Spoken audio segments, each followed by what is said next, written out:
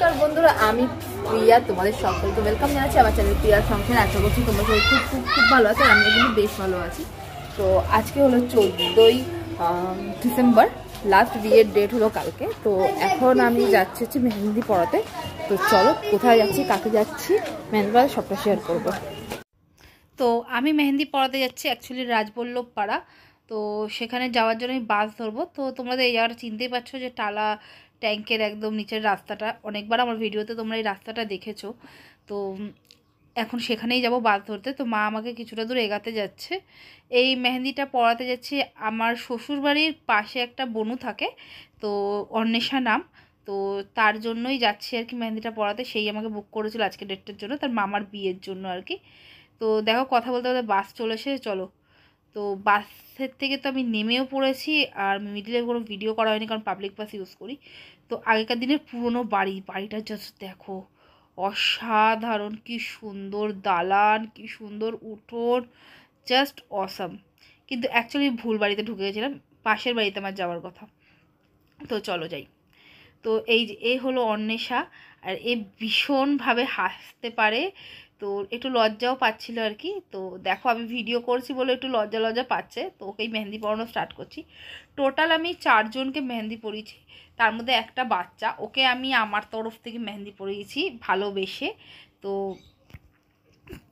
Sorry 5 জন মেহেন্দি পড়েছে, 4 জনকে আমি পরিয়েছি আর ওকে আমি ভালোবেসে পরিয়েছি। তো এইখানে ওর মেহেন্দি পরানোটা অলমোস্ট কমপ্লিট হয়ে গেছে। আর এই বোনটা আমার খুবই খুবই খুবই ভালো মেয়ে। আর এই যে আমি মেহেন্দি পরাই জানো, তো এই মেহেন্দি পরানোটা অ্যাকচুয়ালি আমার শখ বলতে পারো, আর এটা আমার প্রথম প্রফেশন বলতে পারো।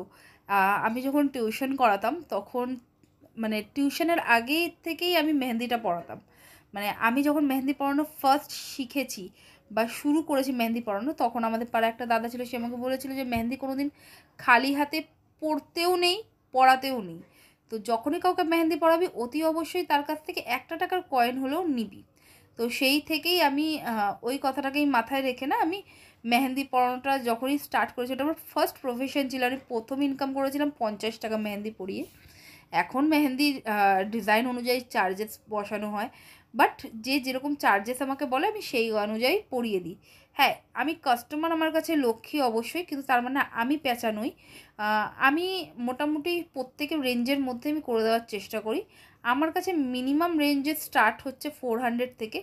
এখন যদি কেউ আমাকে বলে 200-এ কমপ্লিট করতে, অবশ্যই করে দেবো। আর এটা আমার সেকেন্ড জন যাকে মেহেন্দি পড়িয়েছে, ইনি হলো থার্ড যাকে আমি মেহেন্দি পরিয়েছি আর কি। তো আমাকে যদি কেউ এখন বলে যে 100 টাকায় মেহেন্দি পরিয়ে দাও, আমি অবশ্যই 100 টাকাতেও মেহেন্দি পরিয়ে দেবো। যদি আমাকে কেউ বলে যে আমাকে 500 টাকায় মেহেন্দি পরিয়ে দেবি, তাকে 500 টাকার মতনই মেহেন্দি পরিয়ে দিই। আর যদি কেউ বলে যে আমি 2000 টাকা দেবো, সেই রকমভাবে মেহেন্দি পরিয়ে দেবো, আমি সেরকমভাবেই কিন্তু মেহেন্দিটা পরিয়ে দিই। কারণ দেখো, প্রত্যেকের পকেট সমান নয়। অনেকেই আছে যে তাদের ধ্যান ধারণা হলো হচ্ছে গিয়ে মেহেন্দিতে এত টাকা কেন ইনভেস্ট করব। আবার কেউ কেউ আছে যে আরে ভাই একবারই তো ভালোভাবে মেহেন্দি পরবো, ঠিক আছে লাগে 100 জায়গায় 500 টাকা লাগুক না। তো সেই অনুযায়ী আমি সবার জন্যই সব রকম রেঞ্জ আমি রেখেছি। তো সেই অনুযায়ী আমি পরিয়ে থাকি।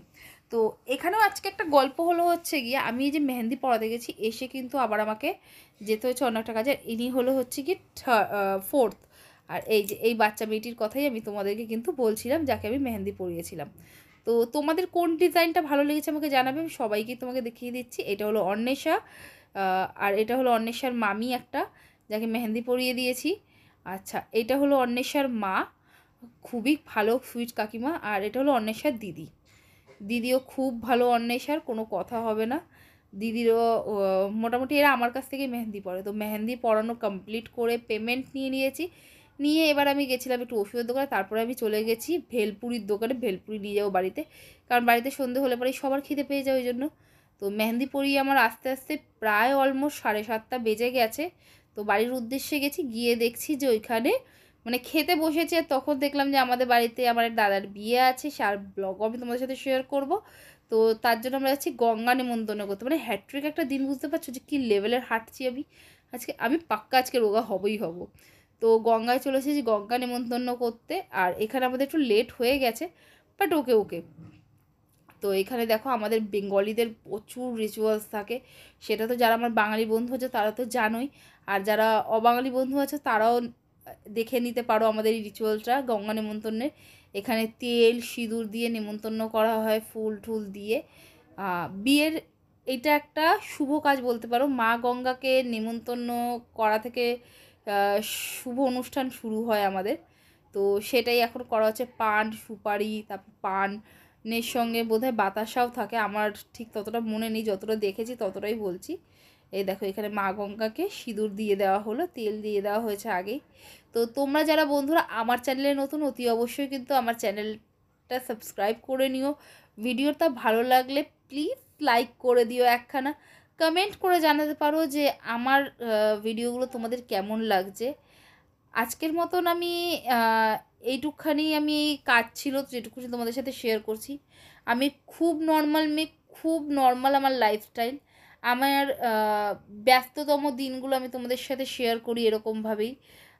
আশা করছি তোমাদের ভালো লাগবে আমার ভিডিওগুলো দেখতে। পরবর্তীতে এরকম সুন্দর সুন্দর ভিডিও পেতে অতি অবশ্যই আমার চ্যানেলটা কিন্তু সাবস্ক্রাইব করতে হবে, পাশে থাকা বেল আইকনটা প্রেস করে। তো এখানে পুজো টুজো দিয়ে আমরা এখানে একটা সেলফি নিয়ে নিয়েছি। তো সেলফি তো নিতেই হবে, সেলফি না নিলে কি আর হয় বলো, ফটোটা তো তুলতে হবে। তো এখানে আজকের মতো ভিডিওটা এখানে এন্ড করছি। এখানে বজরংবলীর মূর্তিটাও তোমাদেরকে দেখিয়ে দিলাম মা গঙ্গার এখানে।